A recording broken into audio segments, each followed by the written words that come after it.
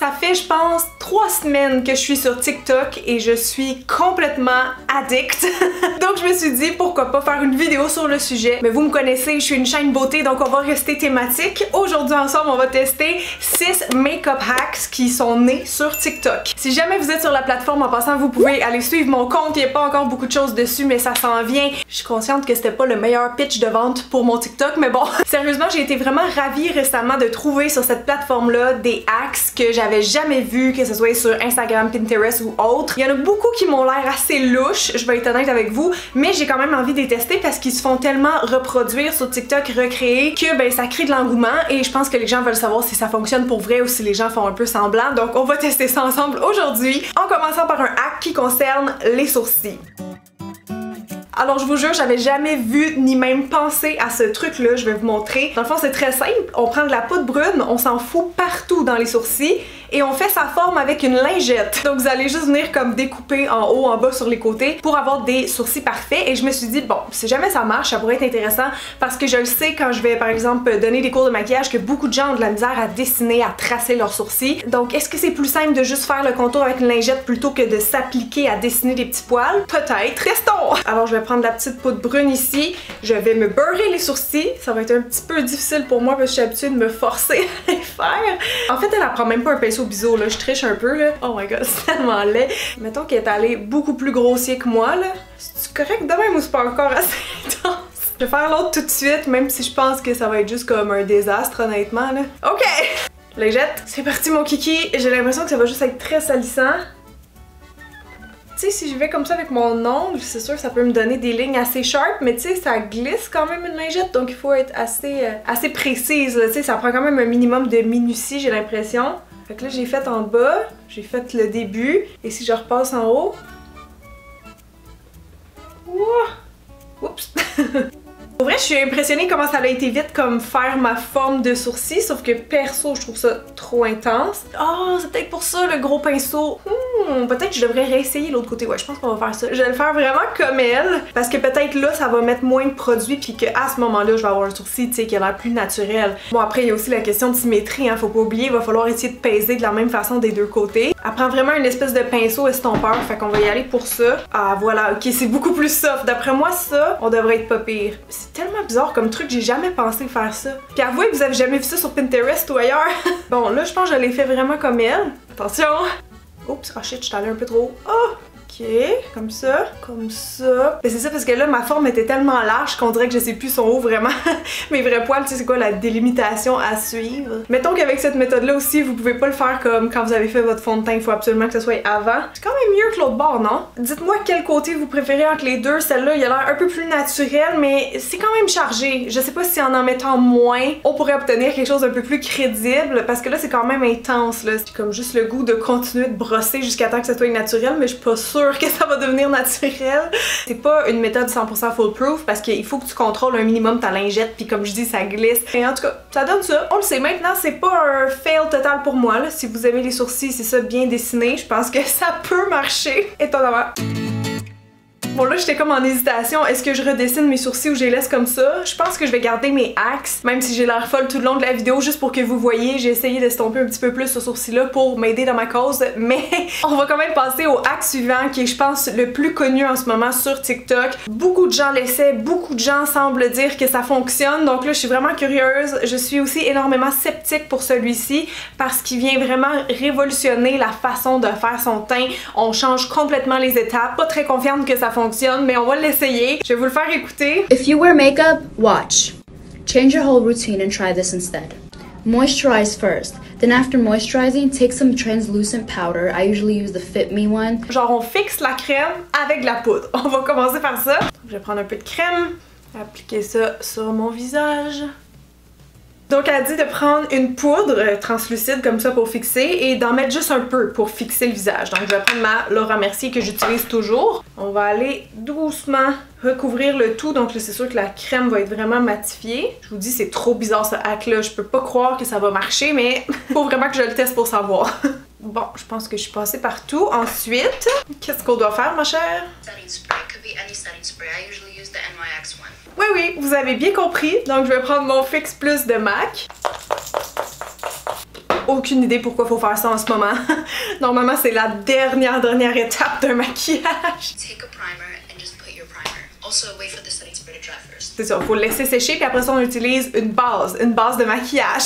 Là c'est là que j'étais vraiment inquiète parce que j'ai l'impression que si on met ça par-dessus de la poudre puis du spray, ça va comme faire une espèce d'amalgame bizarre. Parce que ça normalement ça serait la deuxième étape de notre maquillage du teint. Mais on va l'essayer, là ici j'ai une base de Bite, le Change Maker. Je vous fais un zoom pour qu'on voit si jamais ça marche pas. Je sais comme pas comment l'appliquer, on dirait j'ai peur que si je fais ça, ça va tout défaire ce qu'il y a en dessous. T'sais, on dirait que je voudrais tapoter pour aider à la cause. Je sais pas. Bon, à date, il se passe rien. J'avoue qu'on a quand même juste un petit voile de poudre. Mais justement, il est servi à quoi? C'est ça, je me demande. Là, ça va, mais c'est ça, j'ai pas trop frotté. Pour vrai, je vois aucun problème. Je suis vraiment surprise. Et là, je pense qu'il y aurait juste l'étape du fond de teint, à moins que je me trompe. And just put on your foundation and just see what happens and how amazing your fucking makeup is gonna look. And it's gonna stay on 24/7 and it's not gonna crease. Ok, fait que c'est ça, c'est vraiment censé faire tenir mieux le fond de teint que la méthode d'application traditionnelle. Là, je vais aller appliquer mon fond de teint, prendre mon petit L'Oréal Infaillible. Et encore là, je pense que je vais l'appliquer plus en tapotement que de même parce que j'ai peur que ça bouge les couches en dessous, là, on en a quand même plusieurs. Alors on va essayer d'observer s'il se passe quelque chose de bizarre rendu à cette étape-ci. J'ai l'impression que mon fond de teint s'applique moins bien qu'à l'habitude pour l'instant. Il a l'air super jaune aussi, je sais pas pourquoi. Parce que ce fond de teint là en fait il est très léger puis c'est pour ça que les gens l'aiment. Il y a comme pas d'épaisseur sur la peau mais il cache bien. Mais là il y en a une épaisseur sur ma peau là, comme il est pas beau. De vrai c'est bizarre, je reconnais pas mon fond de teint. Ça glisse comme pas sur ma peau, j'ai l'impression à cause du spray fixatif. Pas sûr. Dites-moi sérieusement si vous l'avez essayé, qu'est-ce que vous en avez pensé parce que moi je peux pas approuver ce hack là qui est très bizarre d'ailleurs.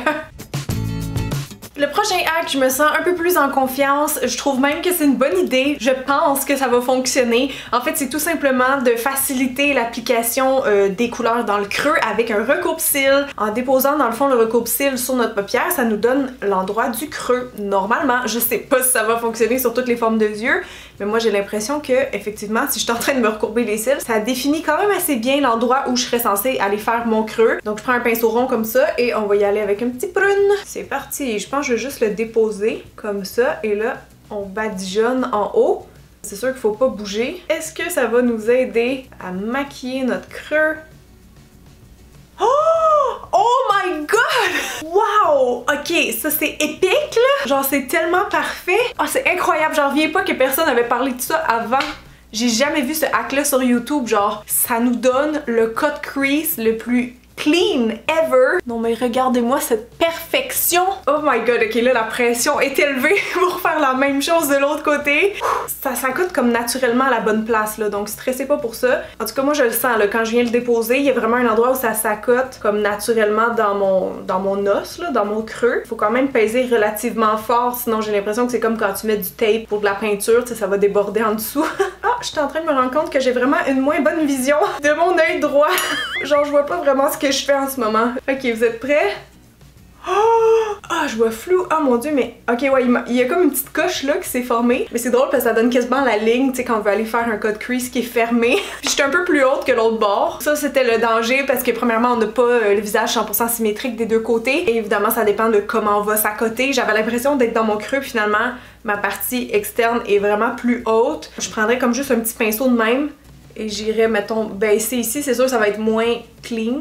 Donc bref, pour ce truc-là, je pense que ça prend une assez bonne vue parce que vous allez avoir un œil qui est fermé. Je suis vraiment impressionnée de ce côté-là. Si vous avez de la misère justement à faire des cut crease, c'est plus rapide que faire la méthode de découpage avec le cache-œil. Donc j'approuve à 100% cette méthode-là. Vous la testerez, vous me direz si ça a aussi bien marché parce que peut-être selon les formes de yeux, ça va être moins winner. Mais moi, je pense que non. Je pense que c'est juste une façon de vraiment, tu sais, comment on va le placer des deux côtés ou qu'on est capable de faire, tu sais, la même gestuelle. Je pense que ça peut donner des super beaux résultats. Donc je suis contente, j'avais vraiment un bon feeling. Et voilà, c'est approuvé.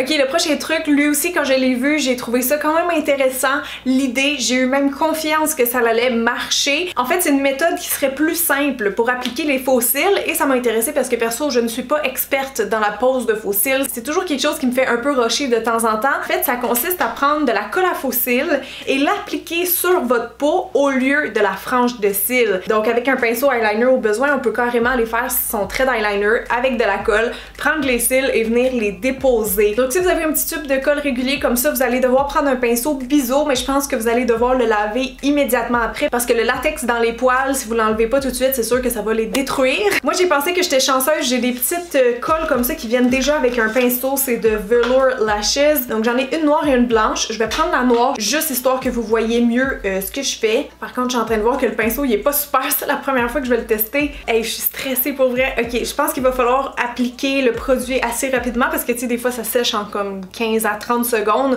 Donc si vous êtes très lente pour faire votre trait d'eyeliner, je pense que le temps que vous allez déposer les faux cils, il va être trop tard. Oh, ça se pogne tout dans mes cils. Non! Ok, sérieusement, ça s'applique trop mal, là. C'est de la colle, c'est pas un eyeliner.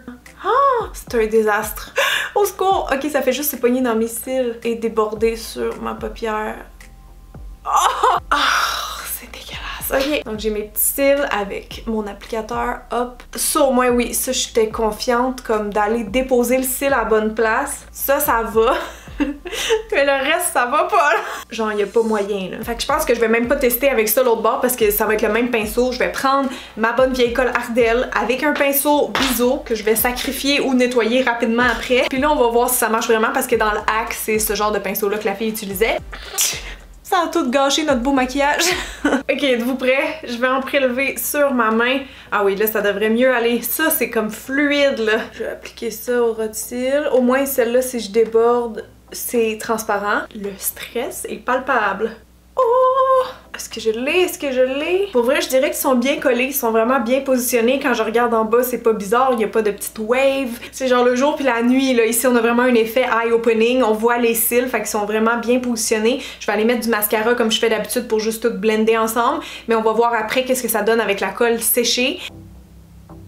Alors bref, beaucoup mieux de ce côté-ci. Par contre, quand je ferme les yeux, on voit la colle qui a débordé. J'ai essayé de venir poudrer pour enlever l'effet un peu plastique, brillant, mais on voit encore un espèce d'eyeliner plus pâle que ma peau à cause de ça. Donc c'est pas une technique infaillible. Je pense que si vous êtes vraiment bonne pour appliquer ça super finement dans le bord des cils sans déborder, ça va marcher. Mais c'est pas évident parce que ce produit-là, c'est pas un eyeliner gel, là, tu sais, c'est pas fait pour être appliqué comme ça. Donc j'ai l'impression que ça va comme toujours trop bouger. Mais est-ce que ça facilite l'application? Dans mon cas, personnellement, oui. En tout cas, c'est ma première impression. Donc, à voir, vous me direz si jamais vous l'essayez, si ça a fonctionné pour vous.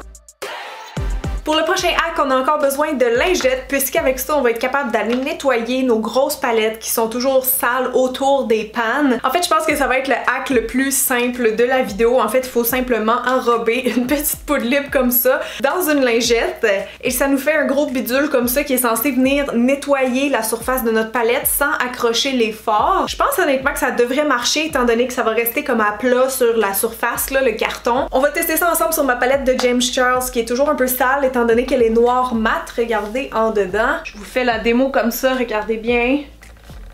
Oh! Ça marche! C'est même déjà très satisfaisant. Trop cool! Et j'accroche aucune panne comme vous voyez. Toute propre! Là, je l'ai retourné l'autre bord, puis on va juste nettoyer du même coup l'intérieur.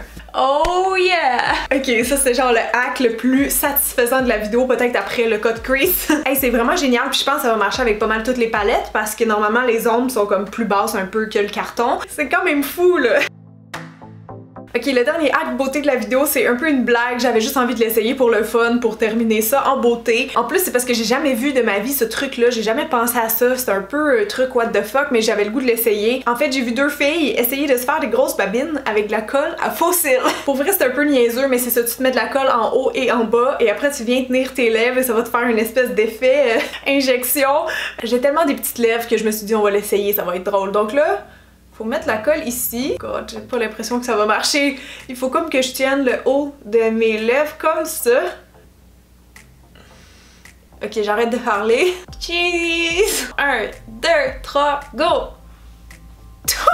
Je veux un replay là-dessus. Je sais pas comment ils ont réussi à faire. C'est parce que ça défie un peu les lois de la gravité. ça fait juste des plis. Donc voilà, j'espère que vous avez aimé la vidéo. Moi perso, si vous me demandez mon avis, j'ai adoré et j'aimerais beaucoup vous faire une partie 2 éventuellement. Donc si ça vous tente vous aussi de voir ça, parce que j'ai plein d'autres hacks d'enregistrer déjà, vous avez juste à me laisser un petit thumbs up, me laisser un commentaire et vous abonner, ça serait le plus beau cadeau que vous pouvez me faire. Donc merci d'avoir été là tout le monde, je vous aime fort et je vous dis à la semaine prochaine. Bye!